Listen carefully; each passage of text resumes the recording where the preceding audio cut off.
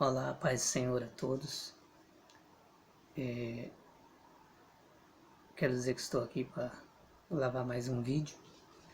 Primeiramente agradeço a Deus por tudo que o Senhor tem nos concedido, pela tua misericórdia, pela tua bondade. E quero também informar que a gente foi cometido, pelo problema do coronas. A gente testou positivo, está no 4º dia de repouso e a gente está tomando 7 tipos de medicamento, que é esse aqui, esse é o primeiro, segundo,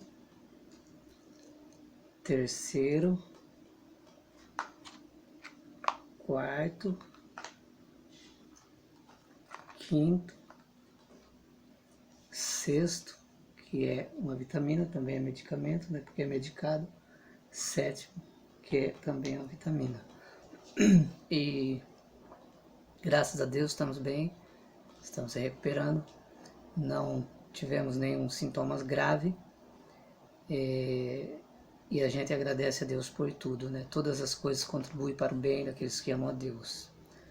Eu e minha esposa estamos aqui no quarto, já vamos para o 4º dia, e graças a Deus estamos sentindo muito bem, e vamos estar 14 dias resguardado, durante 14 dias tomando 7 tipos de medicamentos, que é recomendado pela medicina durante esses 14 dias de tratamento. E esses 7 medicamentos, durante esses 14 dias, me trouxe uma reflexão da palavra de Deus. Eu acredito que você aí já até imagina na onde nós iremos falar, 7,14 é uma palavra que ela se enquadra bastante nesse tempo que nós estamos atravessando, nessa época que nós estamos vivendo na Terra. Então eu acredito que você que conhece um pouco a palavra já deve ter, assim, imaginar qual seria essa palavra. Bom, no livro de 2 Crônicas, capítulo 7, versículo 14, nós vamos ler a palavra de Deus. Estaremos meditando um pouquinho, não podemos estar ocupando muito tempo, muito espaço, mas queremos deixar aqui uma palavra de reflexão para nossa meditação nesse dia de hoje. É uma palavra que é bastante conhecida, pela igreja, por aqueles que conhecem, tem um pouco de conhecimento da palavra de Deus, sabe que essa é uma palavra bastante conhecida, bastante usada, nas pregações, nos púlpitos. Caderno para mim, por favor. Obrigado.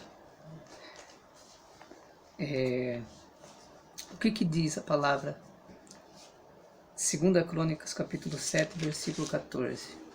Nós estamos fazendo tratamento com 7 tipos de medicamento durante 14 dias. Então eu tive a intenção de refletir um pouco nessa palavra, porque justamente essa palavra ela se enquadra com a época e a situação que a gente está vivendo hoje na Terra. Isso, quando eu falo a gente, eu me refiro à igreja, eu me refiro principalmente ao povo de Deus, e também toda a humanidade. Só que nós sabemos por que estamos passando por isso, nós entendemos qual é a razão, qual é o motivo, qual é o propósito, e sabemos que todas as coisas elas contribuem para o bem daqueles que amam a Deus, como está em Romanos capítulo 8 e 28. 2 Crônicas, capítulo 7, versículo 14, diz assim: E se o meu povo que se chama pelo meu nome se humilhar e orar e buscar a minha face e se converter dos seus maus caminhos, então eu ouvirei dos altos céus, perdoarei os seus pecados e sararei a sua terra. Agora estão abertos os meus olhos e atentos os meus ouvidos à oração deste lugar. Bom, essa passagem, nós sabemos que foi uma época em que Deus, ele havia escolhido Salomão para a construção do templo, e o primeiro templo, né? E Salomão, acabado essa construção, Deus, ele ficou feliz com essa realização, né? Conquistada através da vida de Salomão, que foi um dos homens mais sábios, escolhido por Deus para cuidar do povo de Israel nessa ocasião. Bom, então Deus aparece a Salomão nessa época e ele diz para Salomão: olha, Salomão, eu estou feliz, eu estou contente, né? Eu escolhi esse lugar para oferecer o sacrifício, né? Ele apareceu à noite a Salomão, no versículo 12, está dizendo assim: o Senhor apareceu a Salomão e disse: eu ouvi a tua oração e escolhi para mim este lugar para a casa de sacrifício.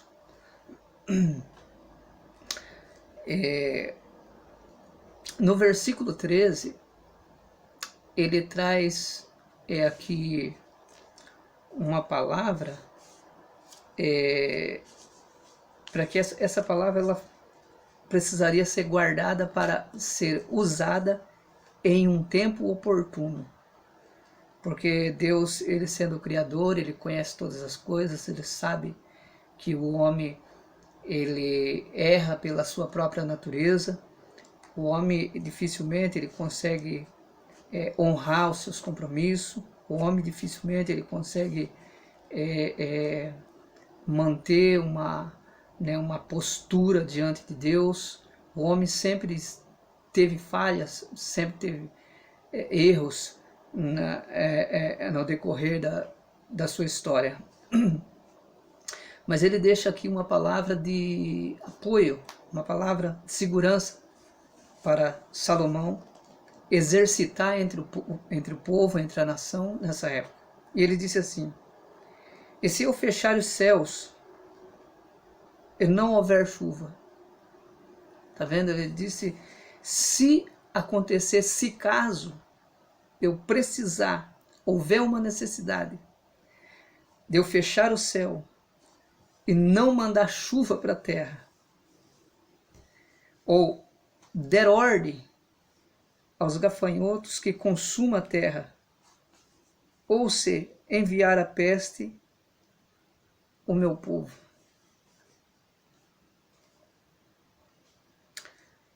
É claro que Deus ele está falando aqui, não que essa seja a vontade de Deus e que a vontade de Deus seja, ou seja, ver o homem sofrendo, padecendo,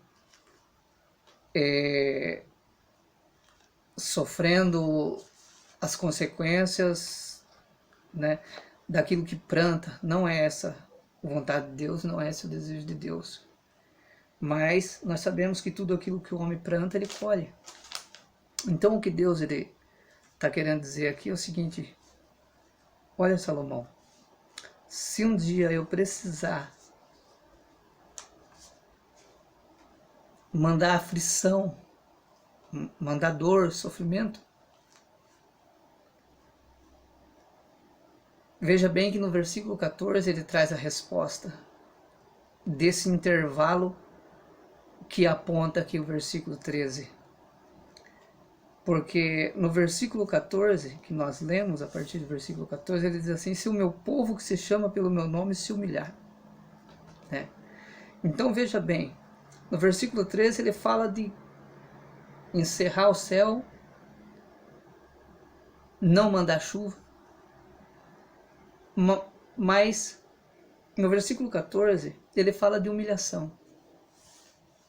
Então, se caso acontecer, ou se caso houver essa necessidade de fechar as portas, permitir que chegue a aflição, o sofrimento, a angústia, ainda assim eu deixo uma porta de saída, ainda assim eu deixo um meio de escape, assim, mesmo assim eu deixo uma solução, eu deixo um caminho para ser encontrado, né? E qual que seria esse caminho? Está no versículo 14.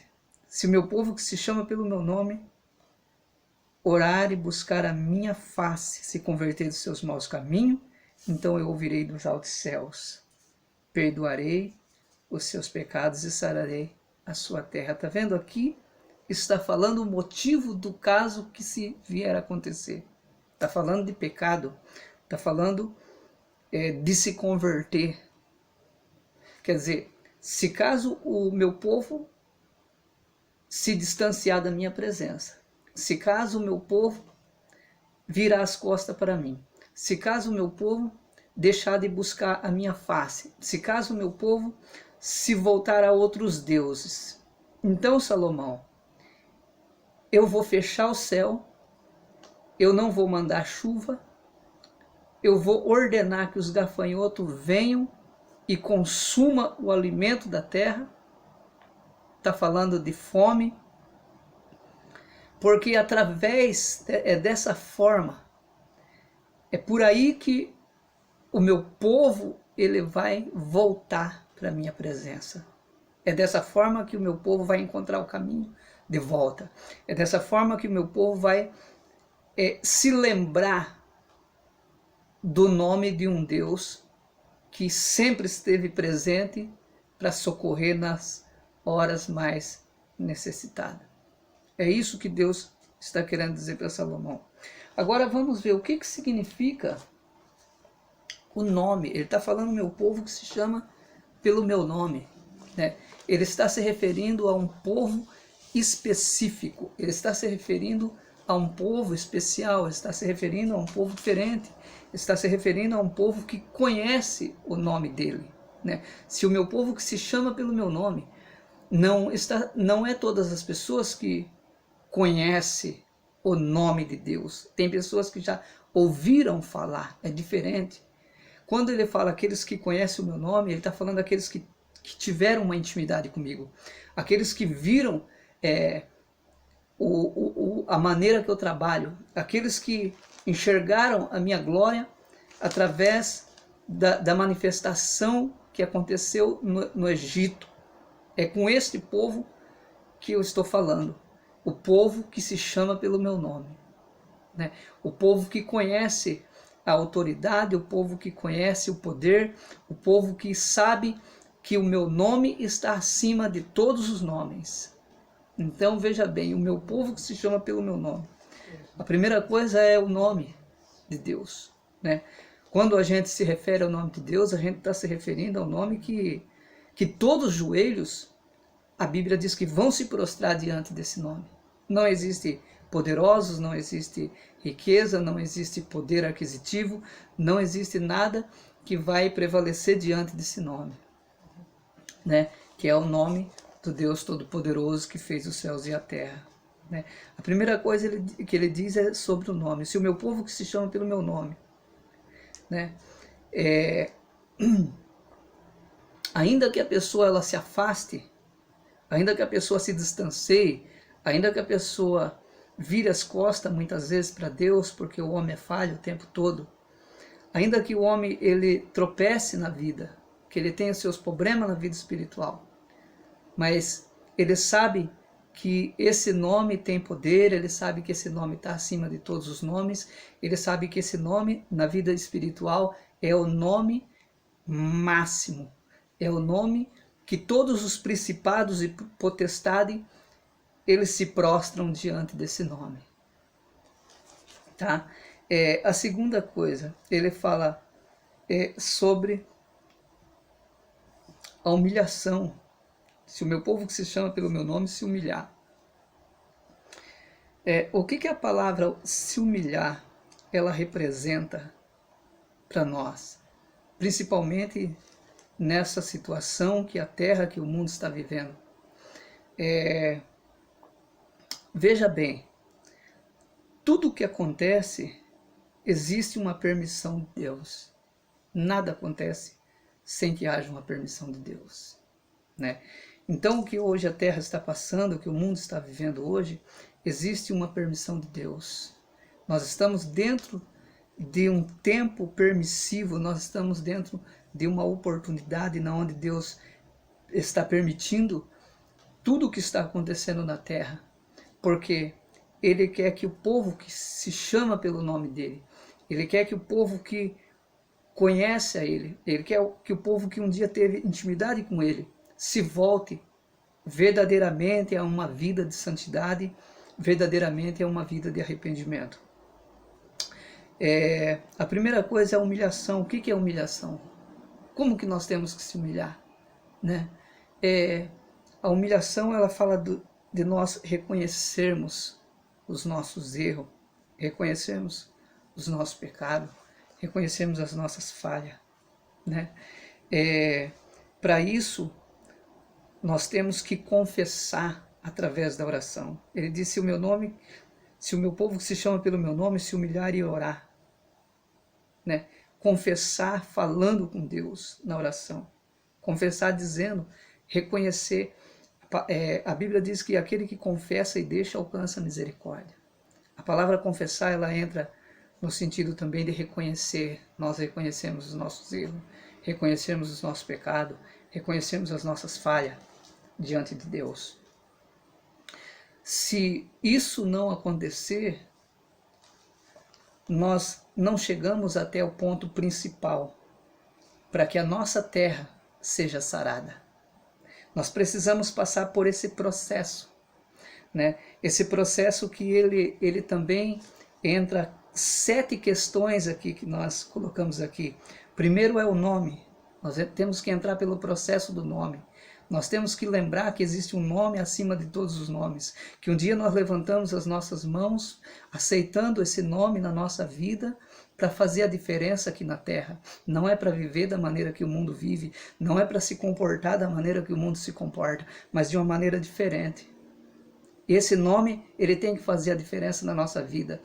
Nós temos que honrar esse nome na onde nós passamos. A segunda coisa é humilhar. Primeiramente, nós temos que reconhecer esse nome. Segundo, se humilhar, confessar, reconhecer os nossos erros, né? E depois se converter, né? Entrar a conversão, o desejo de mudar, o desejo de voltar ao primeiro amor, o desejo de exercitar as primeiras obras, lembrar na onde caímos, na onde erramos e praticar as primeiras obras. Aí entra uma coisa muito importante, né?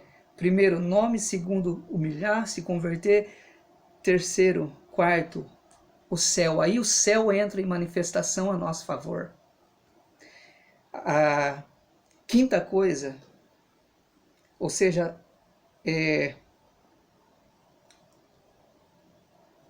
a quinta coisa que entra quando o céu se manifesta a nosso favor é o perdão. Aleluias. A Bíblia diz que nós temos um advogado perante o Pai, que intercede por nós. Ao lado do Pai está o Filho, e o Filho, ele desceu aqui na terra. Ele se colocou na condição de pecado. Ele se colocou na condição de pecador. Ele nunca pecou, mas ele se colocou no lugar dos pecadores. Ele se colocou no nosso lugar para sentir a nossa dor, para sentir a nossa fraqueza, para sentir as nossas emoções, para sentir as nossas alegrias, para sentir as nossas dores e também para interceder por nós quando nós falhamos, quando nós erramos. Perdão dos nossos pecados. A sexta, cura. Quando o perdão chega, junto com o perdão chega a cura. Quando o perdão chega, junto com o perdão, chega a libertação. E a última coisa é a terra, que é a nossa vida. A nossa vida, então, agora, ela está curada, ela está restaurada. E o Espírito Santo, ele escolheu essa terra, que é a nossa vida. Ele escolheu a nossa vida aqui na terra. Ele escolheu a igreja aqui na terra, tanto individual, como no sentido pessoal, como no sentido universal. Existe uma igreja aqui que ela precisa estar em comunhão com Deus 24 horas. Nós não podemos perder essa comunhão. Nós temos que estar bem com Deus. Nada pode nos atingir se nós estivermos bem espiritualmente. Quando a palavra se refere aqui à terra, ela não está se referindo somente ao nosso corpo físico, mas à nossa vida espiritual. Nós somos uma terra onde habita o Espírito Santo. Deus, ele nos escolheu para produzir frutos, para dar fruto. Jesus, ele disse: não foi vós que me escolhesse, mas eu escolhi a vós. E vos nomeei para que vá e dê fruto, e o vosso fruto permaneça. Então eu quero dizer para você que está aí do outro lado me ouvindo, talvez você já tenha tropeçado tantas vezes na vida espiritual. Talvez você já tenha pensado tantas vezes em desistir, mas você chegou até aqui. Não sabe como, mas você chegou até aqui. E quem sabe a voz que fala mais alto dentro de você é que para você não tem jeito, para você já tentou tantas vezes que nem sabe quantas vezes você já caiu. Mas eu quero dizer para você que a nossa vida espiritual, ela é como uma escada. Muitas vezes você está lá no próximo do último degrau, porque no último degrau nós não vamos conseguir pisar. Só quando Jesus se manifestar, nós seremos aperfeiçoados por completo. Quem sabe você já está lá no próximo do último degrau, ou às vezes está no meio, e de repente acontece alguma coisa e você volta lá para o primeiro degrau. Eu quero dizer uma coisa para você, que a única coisa que garante a sua salvação é você não deixar de subir esses degraus. Você tem que continuar subindo, ainda que você volte no primeiro. Quando Jesus voltar, mesmo que você esteja no primeiro degrau, se você estiver subindo, você vai pisar no último degrau. Se você parar, se você desistir, você perde todo o esforço, toda a luta que você fez durante todo esse tempo tentando subir esses degraus. Então eu quero dizer para você que a misericórdia de Deus é infinita.